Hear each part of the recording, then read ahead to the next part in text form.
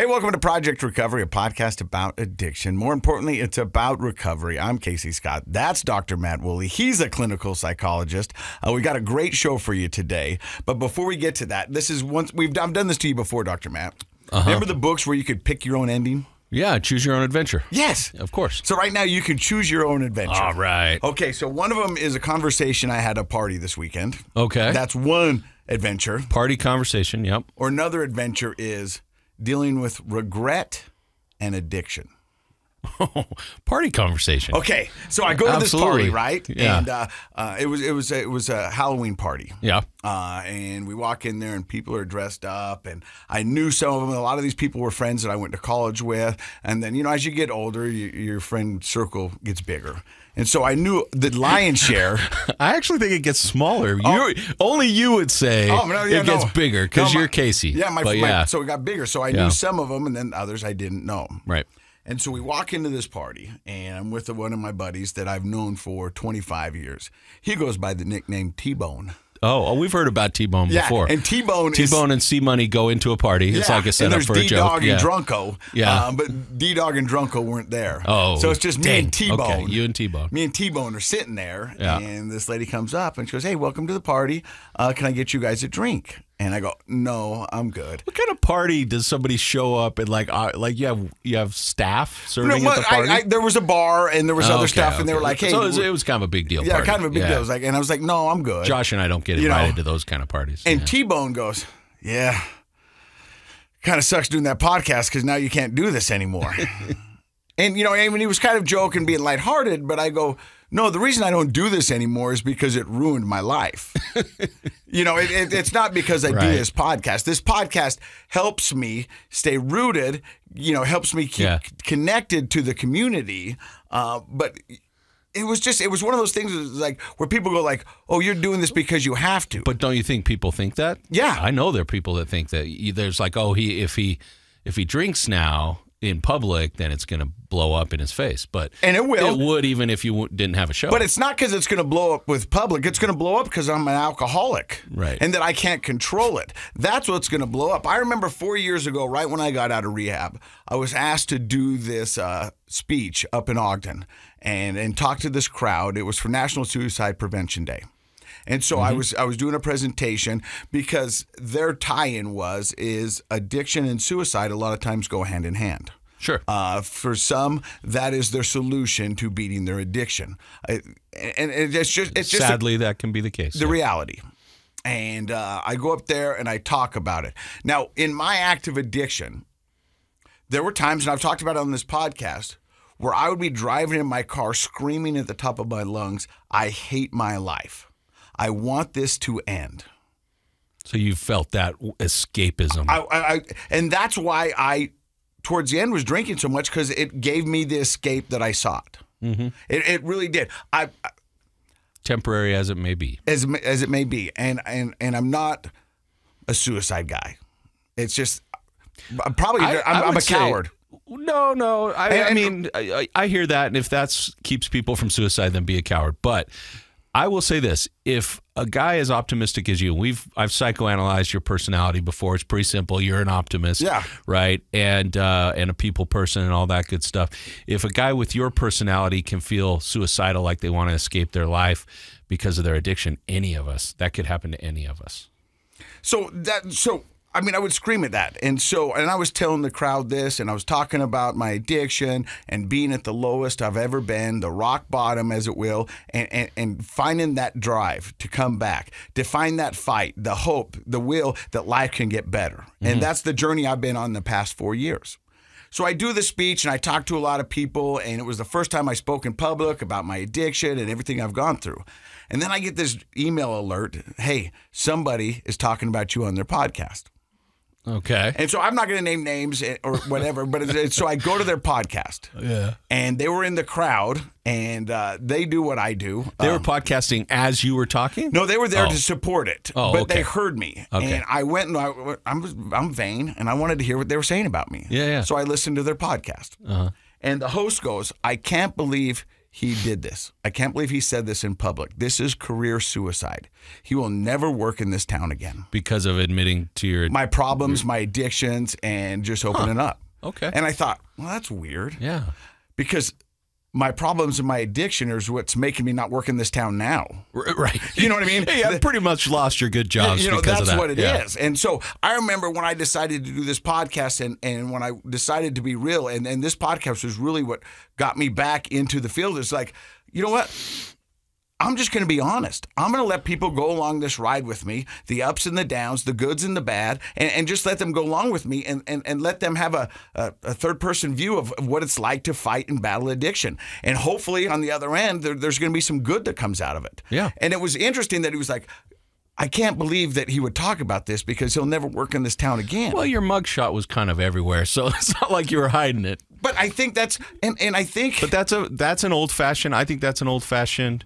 I hope it's old-fashioned attitude now about addiction. Well, addiction... That we have to hide it in order to kind of move forward in life. Well, you know, and they say in the addiction world is that your secrets keep you sick. Right. And when you were diagnosed or admitted you were addicted to alcohol, opioids, whatever it may be, pornography, you didn't let anybody else know. So... That's secrets with you. Yes. Yeah. And I remember, and I think it was Tony... She was a guest, or it was Lizzie Dankers, and they've been guests on the podcast before. And they said, if you're going to know me, the real me, you're going to know all of me. Sure. And this is a part of my story. Well, let me ask you this, though. Yeah. Let's play the other side of it. Did you ever have moments in your early recovery time where you were kind of tempted not to talk about it, to keep it to yourself, like from feelings of embarrassment or shame? So... early on, not early on in my career, later in my career before I got let go, I mean, there was incidences where I would get in trouble on TV and radio and we just kind of swept it under the rug. We didn't talk about it. Right. Where... I remember back when we used to do TV together. Yeah, and you know all what I that. mean? Yeah, yeah. Where it would be like, and now it's crazy because I sit here and I remember conversations I had at the last station before it came to an end where people would walk up to me and they would be like, hey, you doing okay? And I'd be like, yeah, I'm great. I'm Casey. Yeah, of course I'm okay. And they go, are you sure? And I'm like, yeah. Yeah. And now, with a sober mind looking back, they were checking in, trying to figure out how they could help me. Right. But I was so oblivious to my addiction and what was going on that I didn't even see them for what it was. Well, you didn't think anybody knew. I didn't think anybody knew. Yeah. And I'm drinking tequila in the car in the parking lot. Right. You know? But a piece of gum's going to handle that. Sure. What a moron. Some really good gum. Sometimes I had 2 pieces. Yeah, I bet. You know? You probably needed it. But I guess what I want to say is that the reason I do this podcast, and I get it all the time, people go, it's so amazing that you do this. It helps so many other people. And I've said it before, but if we've got new listeners, you will never understand how much I get from doing this podcast for me, my family, and my recovery. It helps me more than you will ever, ever know. And it keeps me grounded, it keeps me rooted, and it keeps me in touch with that side of my life. Doing this allows me to do all the other stuff. And I would say what you're doing on TV now, kind of working your way back into TV, if I can say this, maybe other people disagree, I think you're more fun to watch now than back. I know you used to have a big show and you'd go all over the state and that was a lot of fun to watch. But I think you're a more authentic person now just because you are choosing to be completely honest about yourself. And I'll tell you right now, am having more fun than I've ever had because I never thought I'd get this opportunity again. And the fact that I get to do it is just, it's crazy. I wake up in the morning. I wake up at 4 o'clock in the morning and I wake up and I'm like, cool, let's go. I know, because you showed up at my house at 5 in the morning and you had a lot of energy. I'm like, let's go. Let's do this. Right. So I'm very thankful for everything that the show, you, and everybody's given me. And I hope that this is proof that recovery is possible. And the things that, you think you'll never get back, you can, and then some. And recovery is not just sobriety, right? Recovery is a better life. A way better life. I'm going to speak up for T-Bone since he and I are both your friends. Yeah. I think T-Bone knows that you're doing better. Oh, no, he does. Yeah, no, he does. Yeah. And I love T-Bone with all my heart. I love T-Bone just because his name's T-Bone. T-Bone's I never cool. met the guy. T-Bone's cool. Yeah. D-Dog Drunko. My nickname was Fun Pig. Well, Fun Pig was one of your nicknames. I prefer Sea Money. Sea Money, Helmet. Yeah. I've had a ton, bro. They're not good. Hey, we've got a great show for you today. His name is Bryce, and Bryce works up at Huntsman Mental Health Institute, formerly Uni. Yeah, that's a mouthful. Yeah. And what do you do there? So I'm a therapist. I'm a licensed clinical social worker. I'm also the program specialist for the recovery services department of the hospital. And so lots of therapy, lots of, we have an IOP program there. We have medication management there. And so I help kind of supervise the clinical end of things. And so basically you're a fountain of information. I'm excited to have him here. I hijacked him. We were in an online meeting together, and then I hit him up afterwards to come in because I want everybody to hear about all the cool stuff that Bryce is doing and everybody up at Huntsman that they're doing for our community. When somebody realizes they need help, they don't know where to turn, well, Bryce is going to be a great guy to turn to. You're listening to Project Recovery right here. Hey, welcome back to Project Recovery. I'm Casey Scott. That's Dr. Matt Woolley. He is a clinical psychologist, but he's not the only smart guy in the room. Definitely not. We got Bryce Herrera. How are you? I'm doing good. So you're a licensed counselor? Yeah, licensed clinical social worker. Okay, what does that mean? Let's dissect your degree and talk about all the things that you did to get to where you are. Sure. So the first one is? I think I had to start with getting an undergrad degree, a bachelor's degree, and I got my bachelor's degrees in psychology and sociology. Mm-hmm. And I realized there's probably not much I was going to do with just those 2 degrees. I know that feeling. And so I thought, what do I want to do? And social, I remember taking some sociology classes, but social work classes, and really liked them. I'm someone who's always been interested in like social justice and things like that. Growing up in Utah, being I'm half Mexican, and my mom's white, and so. You know, there's a predominant race and culture here to Utah, and so I was always interested in the other side of that. And so I thought social work seems to fit, and I didn't necessarily want to be a therapist, but I thought I'll get my master's degree and kind of do something in social justice. And so I applied to the University of Utah in the social work program and got in, and it's a 2-year program. And you learn a little bit of everything. You don't just learn therapy. We learn a lot of other things, like I said, social justice, systems, we call it micro, macro, meso level kind of stuff. And then I just sort of, like I said, I was really interested in the criminal justice side of things and drug policies and the criminal justice system sort of fit into that. And I got my first, it was my first year internship or practicum at a substance use facility, a county-run substance use facility, First Step House. I don't know if maybe they still do very good work. And I just loved it, and for whatever reason. What did you love about it? I was telling my wife actually about this the other day. It's just people in recovery are so honest and so authentic, and not that other people aren't, but they're so honest about their struggles. They're so honest about their recoveries. Sometimes I call it radical honesty. Oh, like yeah. They are a little more honest than the rest of us. And they kind of force you to be pretty honest and pretty transparent. And, like you were joking off air, cursing and things like, I don't have to mind, when I'm working in groups and stuff, I don't have to watch my language sometimes. And, but they're just so like, kind of a cheesy word, but courageous really to go through that. And I don't want to speak for all addicts, but I think some of that is because what do we have to lose? If we're at that point now where, we've hit our rock bottom and we're ready to fight for our lives and get that back, why are we going to hide secrets now? Because what do we have to lose? Yeah, and that's the kind of thing about addiction is that you go, we've had so many people sit where you're sitting right now, Bryce, where they would go, if the therapist would have told me to put my head in the toilet, I'd have said how many times? Because I was just ready to do whatever it takes to get away from the situation I'm in. And so sometimes it's that radical honesty and just going, okay, here it is, man. And I'll tell you this, and you guys are both therapists, so you know how freeing it is to finally put all your cards on the table. Yeah. Most of us have been traveling our whole lives keeping a couple cards in our back pocket, some of our deepest, darkest things that we don't want to share because we think it makes us a bad human or that nobody else could ever do that. And if you knew this about me, you would never trust yourself around me, or just whatever it may be. There's just all those what ifs. And then you tell a room of people that, and they're all like, oh, yeah, we did that. Yeah. And so there is something freeing about that. Yeah. So you started to work at First Step. Yeah, so that was my first, you do an internship your first year of grad school, and then your second year, So I did that first year internship, and then I started taking a lot more substance use classes back then.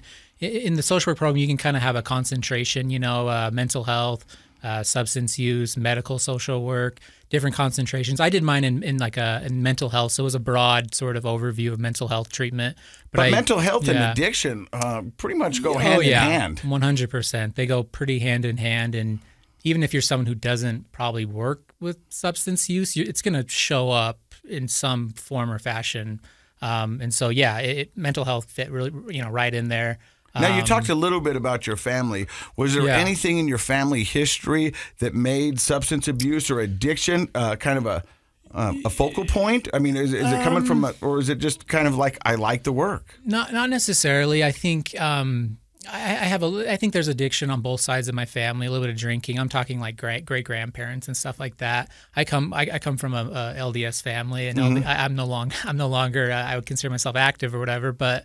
There's a little bit of addiction on both sides, but it was more of just just an interest more than anything. Okay. Yeah. And so you've kind of do mental health as your focus. Mm-hmm. And your second year, are you still at First Step? No. So I did, and this was a really awesome experience I did with the VA. So I was working with homeless veterans, actually.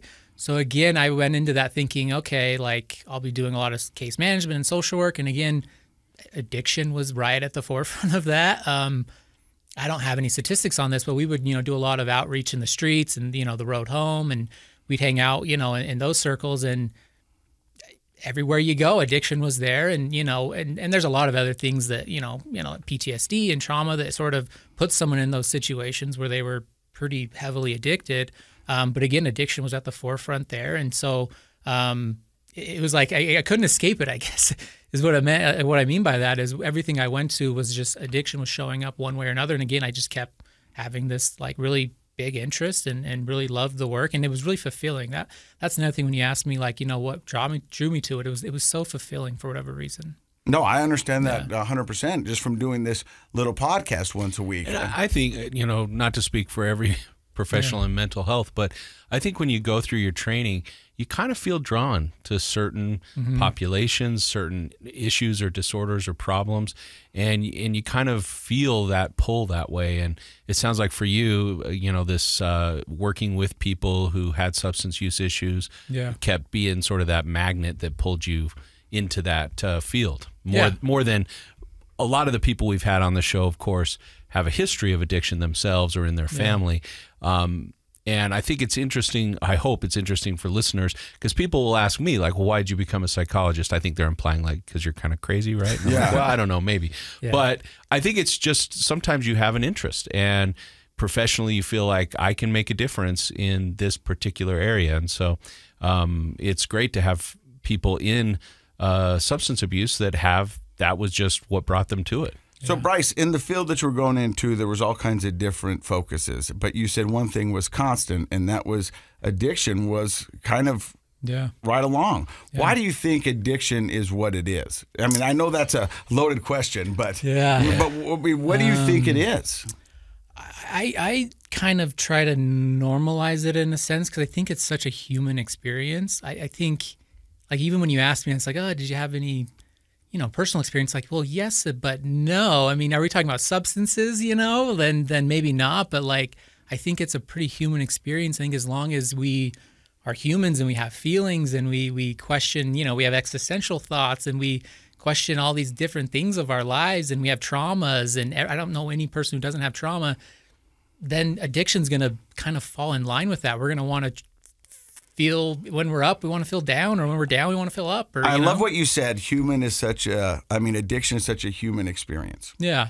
But for the longest time, addiction has such a negative connotation that when you think of it, you automatically go to this horrible place that nobody wants to talk about it. But yet all of us, in some way and same form in our life, have been afflicted by addiction. Well, I hope these kinds of conversations, public conversations, are starting to dispel that. Because, we used to, growing up, if you'd have asked me who's an addict, I probably would have pointed to Pioneer Park and homeless folks and things like that, because that's the cliche in our mind. But I totally agree with you, Bryce. Like, I am not an addictions counselor. Okay, that's not my specialty. But I work with people who have addictions of various sorts every day. You can't help it, because as humans, sometimes we just want to check out from all the stressors of life. And, you know, sometimes those addictions come pretty heavy-handed, like with opiates, and sometimes it's video games and Netflix, you know, so porn. Or porn, or there are lots of things.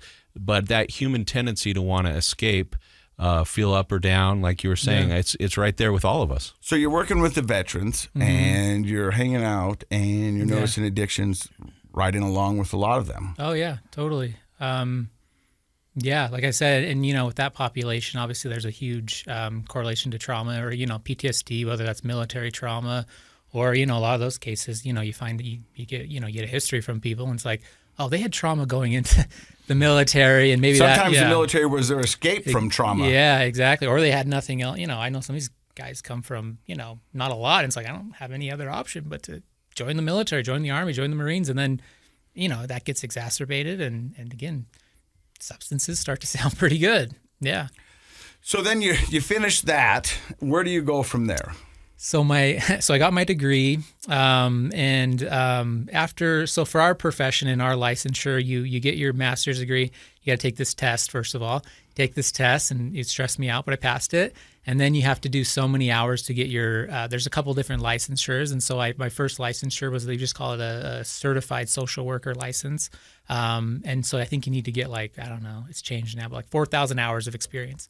So out of college, I'm just looking for a job, kind of. You know, it's hard to get a job. And so my first job, though, I saw a posting for addiction treatment in the jail, in the Salt Lake County Jail, and it was a program called CATS, and I think it still exists to this day, I want to say. Okay. Back in the day, Valley Behavioral Health used to run it. I think Odyssey House has taken over at one point. And Odyssey House is still a great program, doing wonderful things. Yeah, and so it was basically like a residential treatment program in the jail. Which sounds weird, but it was, you know, it was. But that's their resident. Yeah, that's where they go. That's where they live. And so it was, like I said, in the jail, in the pod. You know, if you've ever been to jail, they call it the pod. And all these, and also, something that's kind of weird about this, or interesting, I should say, is a lot of those inmates, patients, clients, whatever you want to call it, a lot of them didn't have like substance use charges per se, but a lot of them had, you know, theft.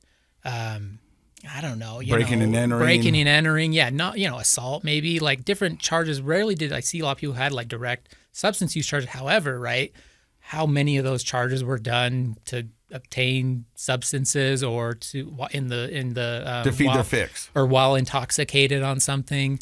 And it was an intense program. It was a very it was a kind of a, they call it a therapeutic community type of program. So everyone's kind of there to hold each other accountable.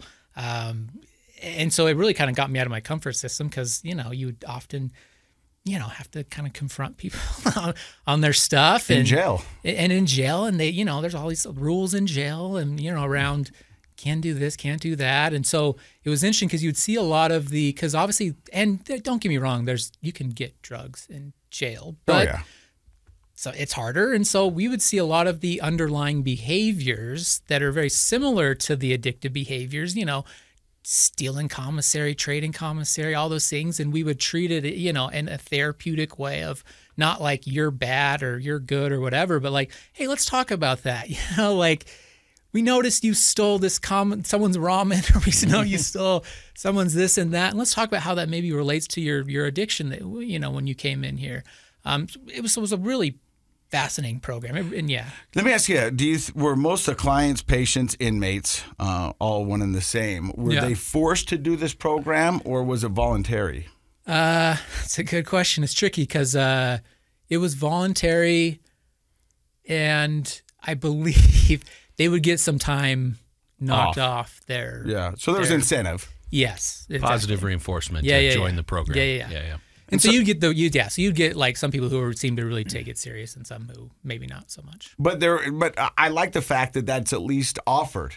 Oh yeah. In the system. Is there a better place to offer something like that? I can't think of a better place, because you have a captive audience who are likely there in some way due to substance abuse. Like there's something about their life that they could benefit from that counseling, I think. Oh, yeah. Well, I tell anybody now, I go, hey, if you can get 45 days in a treatment center without an addiction, take it. Oh, yeah. It's a wonderful time to really do some self-evaluation, get to know who you are, and talk to a therapist. We've talked about this before. When I'm president of the United States, no, that would never happen. But like in my perfect America, we would have in the workplace, we would have requirements like that every year, where people have the ability, have the resources to take 30 days of personal time and have programs available to help us with meditation, health, spirituality, all that kind of stuff. It's wonderful. I feel like life is the rule book to life is like IKEA instructions. Nobody really understands them completely, and we're just doing the best we can. Right. You know what I mean? It's like, because nobody really goes and through. the Swedes are in charge. Yes. That's how it is. Yeah. So after you leave the prison, where do you go? So that's when I took the job up at the Huntsman, again, formerly uni, but the Huntsman Mental Health Institute.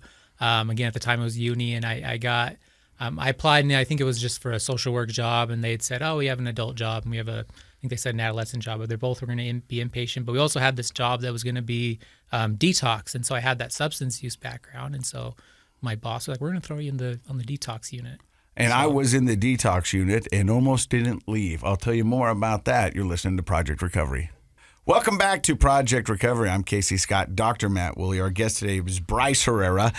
He's talking in this story just of when he started taking over and working on the detox floor of what is uni, but now it's the Huntsman Mental Health HMHI, Huntsman Mental Health Institute. The Huntsman Foundation donated a large sum of money a couple of years ago, and part of that came with a name change, but also some very exciting things, a lot of influx into new clinical services, and honestly, just so the listeners know, there is a very serious goal to make Huntsman Mental Health Institute a very top-tier mental health research institute in the country, akin to other places like the Mayo Clinic and places like that. And I think they're off to a great start. I'm proud to be part of it and so excited that Bryce would come on the show. And we found out that maybe is a connection the two of you had. Yeah, so you started working there the year I went in for detox. Now, for those of you who don't know, detox, I didn't know what a detox was, and when I knew I needed help, that was where I was. Let's hear you say what you think a detox is, and then let's hear the expert tell us what a detox is. So I had no idea what a detox facility was. I didn't know what its purpose was, but after I got the DUI and I realized I needed some help and I didn't know where to turn, I called a friend and she said, "Hey, call Uni." And I called Uni and said, "Hey, I'm an alcoholic. I've been drinking, and I need." You just bailed yourself out of jail. Just bailed myself out of jail, right. And I knew I needed to do something different. And so I called them. We talked, and they said show up at 7. I showed up at 4 because I didn't want to be alone. It was the first time I remember sitting in the room, and my mom was there. I'm 44 at the time, and they're asking me about everything that I've ever done. And the lady leans over to me and she goes, "This is probably a good time to be honest." Uh-huh. And I go, "Why?" And they go, "Because we're dealing with your life. Detoxing from alcohol is one of the most dangerous substances to come off of. It really is. So you need to be honest with us. Even if you don't think it matters, it matters. So tell us." And so I remember sitting there and talking about all the things I've done and how much I drink. And I remember looking at this lady, telling her this, and out of the corner of her eye, looking at my mom. And my mom's face was like, "Who is this kid?" That's hard. Oh, yeah. No, it was not fun. Yeah. And I remember my mom just like open mouth gasp, just going, "What?" She had no idea. No idea. Yeah. You know, and so I told her what it was, and I told her everything, and she was okay. And she was, "You're sober?" And I was like, "Yeah, I'm sober." She was, "Well, most people come in drunk." I go, "I didn't know that was a thing." And she goes, "Oh, yeah, it's a thing." He goes, "Did you not see the beer bottles when you walked in? That's people taking their last drink." Yeah. I was like, "Well, no one told me that." And so, yeah, I'm sober. Did you ask for a do-over? No. Okay, good. Because at this point, I knew what it took to get me there. Yeah. And so, and that's part of the thing is that if you're ready and somebody's ready, do whatever you can to get them there as fast as you can. And just, I know other facilities try to have a similar program, but up at Huntsman, that's one of the great things is you can sit down with an intake person who's a highly trained professional, and they can talk you through, and they know how to get the truth out of you. Yeah. So for your own good. Yeah. And so I go in there and I'm detoxing, and we've talked about this before. I got the no slip socks on. They take my belt. They start to wean me or taper me off of alcohol with the help of drugs. Mm-hmm. Ativan and I think Librium are the two that's most commonly used. Yeah. Yep. But while I'm in there, my breathing gets so shallow and my heart rate gets so low that they have to pick me up and take me down to the ER because they think I'm going to die. And I've never really told this part of the story. Yeah, you had. Actually, that was news to me. But I that's didn't know the that. truth. Yeah. And so they have to call my parents, say, your son's in the ER. We hope he's going to be okay, but he's got really shallow breathing, and this is not good. It's dangerous. Dangerous. Yeah. So I spent, I think it was like 6 hours. I'm going to be honest with you, a lot was fuzzy back then. About 6 hours down in the ER, and then they put me back in there. Mm-hmm. But that's when my family realized how serious detoxing off of alcohol is. I have people all the time do not they'll actually not believe me when I say that. They're like, oh, it's got to be harder, it's got to be more dangerous coming off these other drugs. And I would say actually alcohol has the highest, correct me if I'm wrong, morbidity rate for people in detoxing on their own. Yeah, alcohol and benzodiazepines, but alcohol probably number one. It's the risk of seizures that I think that's at the top of it. I've seen people who go through, DTs, and What are DTs? How do you say, delirium tremens or whatever? Delirium tremens. Yeah. Mm-hmm. I think it's just an extreme form of withdrawal to where, you can hallucinate, you can see things. Your peripheral nervous system is in shock and you're shaking. Yeah. But I think that's where the honesty comes in, because we've had so many people on this podcast talk about their alcohol addiction or their pill addiction. And what I tell you and what I do normally don't correlate. Like you always, for the longest time in my addiction, if somebody would ask me how many beers I had, the standard answer was 2. And it didn't really matter how many, but I'm going to tell you 2 because I feel like 2 is a comfortable number that you can live with, and it just sounds better than saying 18. It does a little, yeah. But that's the thing is that, so when a husband or a wife is talking about their alcohol addiction and they're telling this story to their wife, they're probably not being 100% honest. If they're saying that they're drinking a pint a day, it's probably a little bit more than a pint a day. And I think that's always the case. They always downplay it. And it's just it's that part of the deal. But when they tell that to the spouse, and then they're not telling the same to the doctors, and they're like, "Well, I'm just gonna DT at home. I'm just gonna detox at home." And then you go, "Whoa, that's not a good idea." Yeah. Well, as you're saying, when they're telling you, you need to be honest, because if you're not honest, you're gonna be hurting. Yeah. Because if you say, "Oh, I only drank six beers," well, we base how much Ativan, how much Librium we're gonna give you off of this number. Yeah. We're going to find out anyways if you underreport, because you're going to have more symptoms.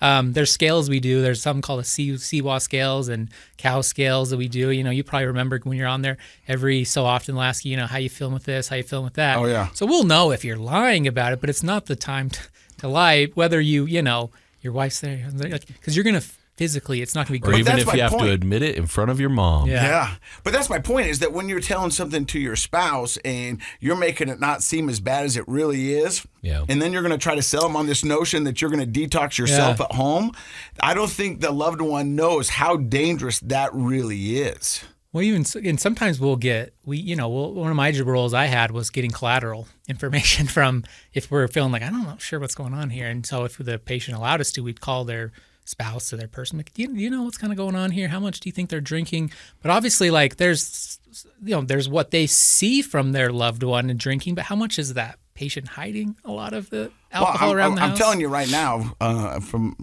personal experience, we're hiding more than you know. Yeah. I mean, if it's gotten to this point, we're hiding more than you know. I bet it's 1/3, 2/3. 1/3 of what you see and 2/3 behind the door. Yeah. So that number is always, I think, a little shocking for some, and some family members, I think, aren't. They're pretty on. They get it. Yeah. So I've said before, I think the majority of the people who listen to this podcast are loved ones of people in addiction. Yeah. And so they don't know where to turn when they need help. And usually they're the people who pick up the phone first and say, hey, I've got somebody in my family that's going through this. What do we need to do? So let's walk the people through that process. What do they do at Huntsman Mental?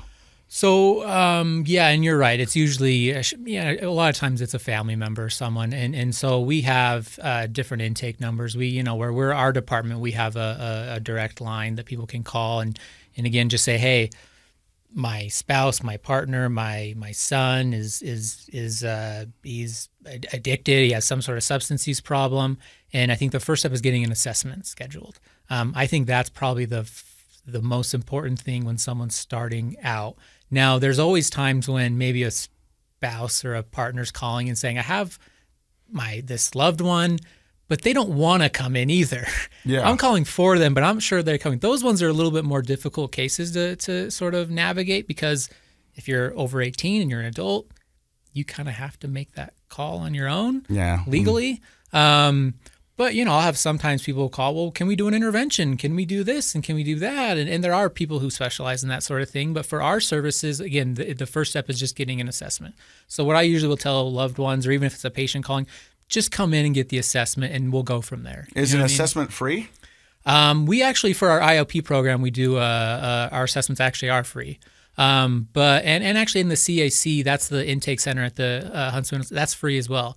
Now, obviously, depending on what happens after that, then that's when insurance and payment and things. But that's great for people to know, because I think a lot of people don't.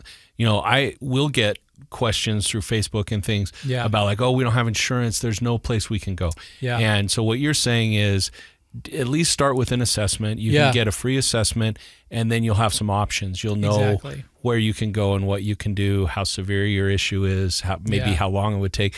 And I think just having those questions stops a lot of people from seeking treatment. And so I agree with you 100%. People can call in. Do you know the intake number there, the direct number? Our number, oh man, I had it off the top of my head. It was 585-1575.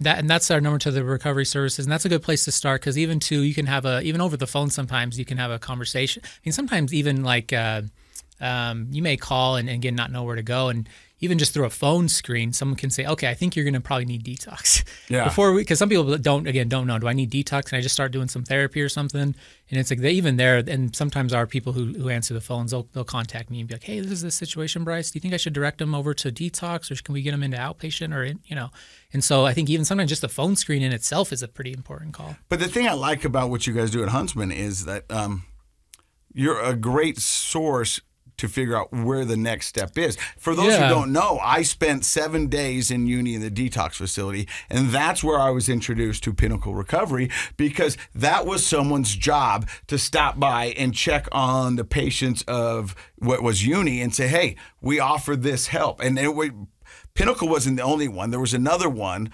that my mom went and looked at, and Pinnacle just seemed to be a better fit for me, and that's why I chose it. But I mean, as a marketer for a recovery center, they stop by Huntsman, or they should at least, a couple times a week and say, who do you have? How can we help? And that should be Odyssey. That should be all the different recovery centers in the state, for the most part, should stop by and be checking out what they have and how they can help them.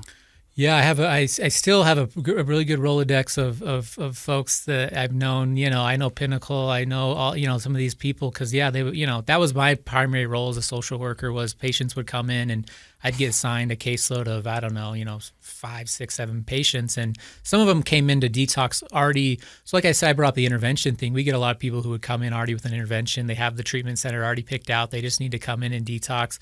And in that case, in those cases, we're just there, and the treatment center would come up and visit them while they're there, and then when they're done, they transport them to the facility. But a lot of folks, I say more times than not, didn't have. It was just like, I'm here to detox, and I don't know what else I'm supposed to do after this. Yeah. And so that was my job, to sort of be like, well, there's these treatment options, there's these levels of care, there's these and a lot of times you're doing that off of insurance and their resources, but then there's always well, what do they want to do? Because I may say, hey, I think you need to be in rehab, I think you need to be in residential. And they're like, I'm just going to go back home. I got to get back to work, or I got to, but thanks, but no thanks. And you would try to work with them, be like, you can't force someone, as I said, but, so that was some of the difficult parts of the job sometimes, is like, what do we do after this? So if those are some of the difficult parts of the job, what are some of the best parts about the job? It's interesting because, how do you say, like with those detox patients, it was pretty remarkable. Like you said, you were there 7 days. Like the change you would see just from day 1 to day 7 was like night and day. So then if you think about like, okay, some of these patients I would see later, and work with them, and later, and just in a month you would see a huge difference, and in 2 months you'd see a huge difference. In 3 months, it's like you look different, you put on weight now, you're glowing, you seem happy. But like stuff I think like, and this isn't, I'm just kind of comparing different groups I've worked with, but like someone who has like a clinical depression, it takes a little bit of sometimes it takes a little while, but I think with substance use, you see quite a change. Like I said, pretty rapidly. I don't want to say rapidly, but like, just in a month, 2 months, 3 months. Then again, I work with people in a year, and it's just so remarkable to see how people just lives just change. Like, I'll tell you, yeah. I'm a testament to recovery and what a wonderful thing it can do. I remember being in recovery, and I was in the house for 3 weeks, and I remember walking down the stairs, and this lady goes, "There you are." And I was like, "I've been here for 3 weeks." And she goes, "No. There's the light in your eye that I remember seeing on TV. Yeah. There's the face. Right. You're back. You're back." Yeah. Because it was just so empty and so void. And she goes, "There you are." Yeah. So what are you seeing now? Is it like, it seems to me that the younger generation, not a generation of drinkers, not a lot of drinkers. Yeah. I don't, anecdotally, I don't know the research on this, but like, yeah, it doesn't seem like, I don't know, I'm 36 and I remember drinking was pretty, it was a thing in high school. Well, it was pretty much the only game in town, to be honest with you. Yeah. I mean, there was marijuana, but it wasn't as prevalent as it is now. You didn't have it in gummy form. You didn't have it in soda pop form. You didn't have it in a vape. Yeah. I mean, now anything you want with weed in it, you can get. It's everywhere. Yeah. I facilitate a teen adolescent substance use group, and so I'll hear what things they're doing, and marijuana is really big. Kind of the psychedelic, the rise in psychedelics and abuse of psychedelics. Are we talking mushrooms and acid? Mushrooms, acid. Ketamine's a big one. Which is weird because I see driving down I-15 here in Utah, ketamine treatment is actually a process. We've had somebody on the podcast. We have a ketamine treatment clinic at Huntsman. A good one. But the way I put it is, it almost seems like for a long time there was like you were using to numb or to forget or to not think, and now there's like these substances where it's almost like people want to think and they want to broaden their horizon, and it's I'm saying this in quotations, therapeutic. And it's funny, I'll say, "Oh yeah, I know who prescribed that for you." "Oh no, I just did it myself." So this week, and this is not uncommon for my weeks, I work a lot with adolescents, and I had an older teen say to me, "Do you think that ketamine would help with my depression?" And I said, "Well, let's have your psychiatrist maybe do more of a medical workup on you and all that, but you're kind of young to maybe look at that, but we could talk about, check with your doc." And then there was a long pause, and he said, "Well, I know this guy, and he can dose me with..." That guy never is up to good. No, that guy. That guy is never up to anything good. He's like, and he can dose people with mushrooms, and it's a micro dose. And I said, "I'll stop you right there.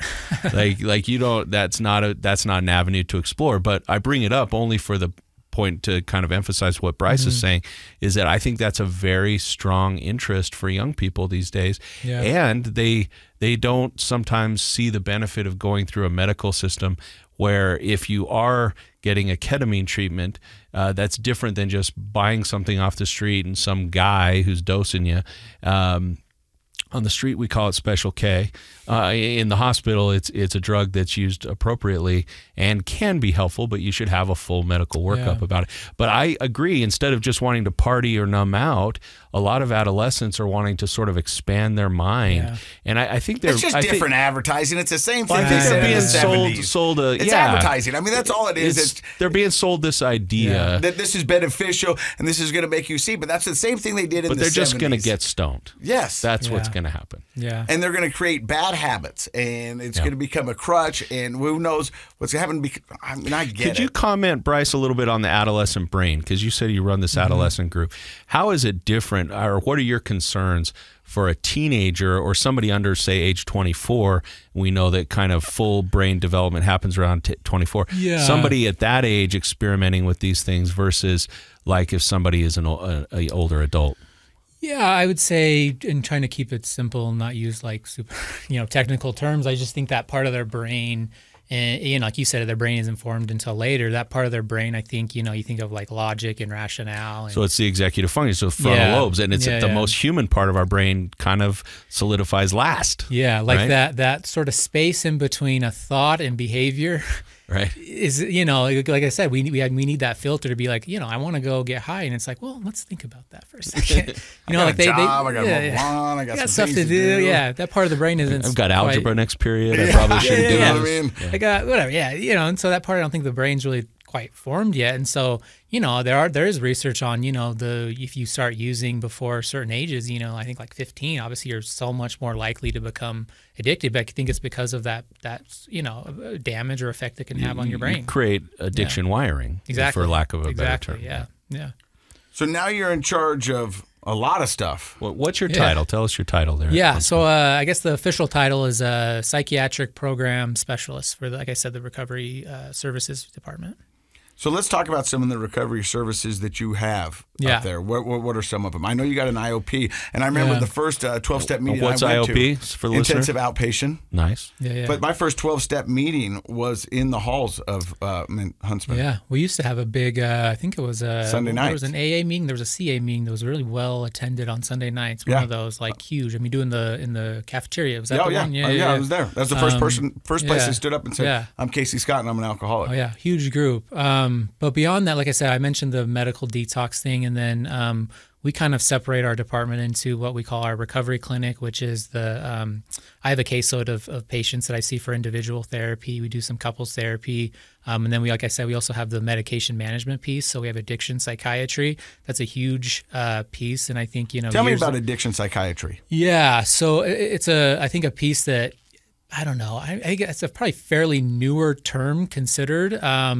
But it's basically, how would you say it? It's everyone knows. I would imagine most people know what psychiatry is in general. You go to a doctor, you have depression, you have anxiety, they prescribe you an antidepressant or something to help curb some of those symptoms. And so for addiction psychiatry, I think the one caveat to that is there's a number of medications that can help people who have alcohol dependency, opiate dependency. We call it medication assisted treatment. We call it MAT. And so that's like your Suboxones and your Vivitrols. Vivitrol, naltrexone. But sometimes too, it's you need the way I think of it, addiction psychiatry is they're all specialized in addiction. So we may get someone, for example, who comes in for something and they're like, okay, well, I my addiction is, let's say, opiates or something, but I'm having this anxiety, doc. So can I get some Xanax though?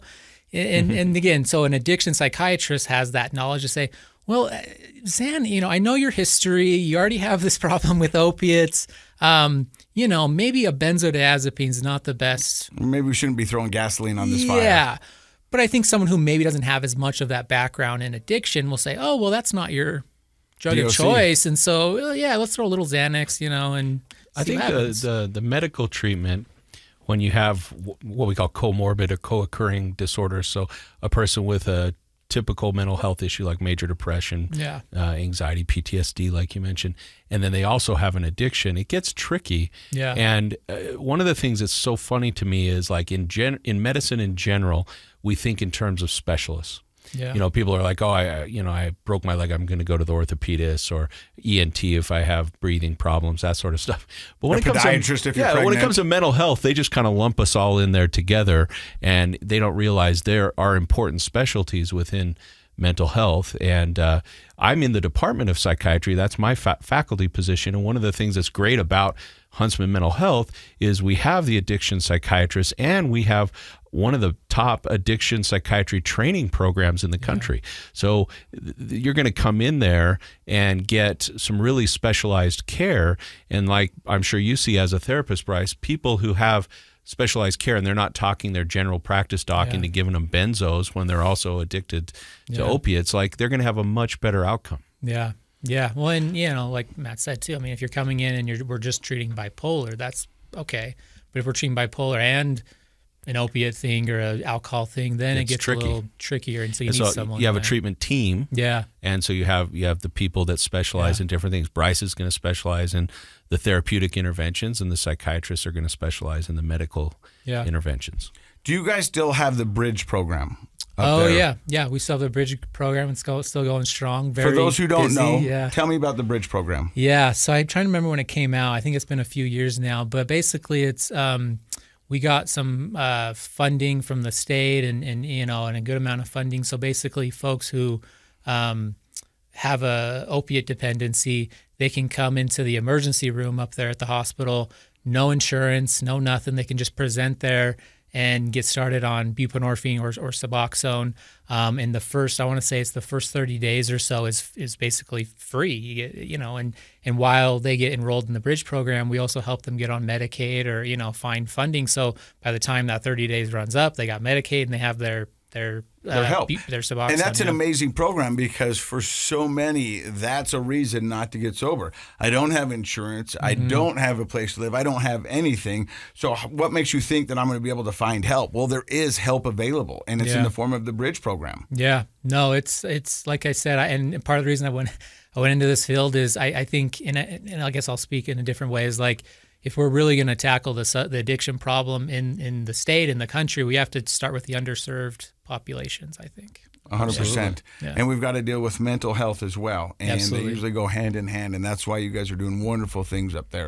Yeah. So, Bryce, thank you very much for stopping by and sharing your knowledge. I think this has been a very informative podcast, a lot of information.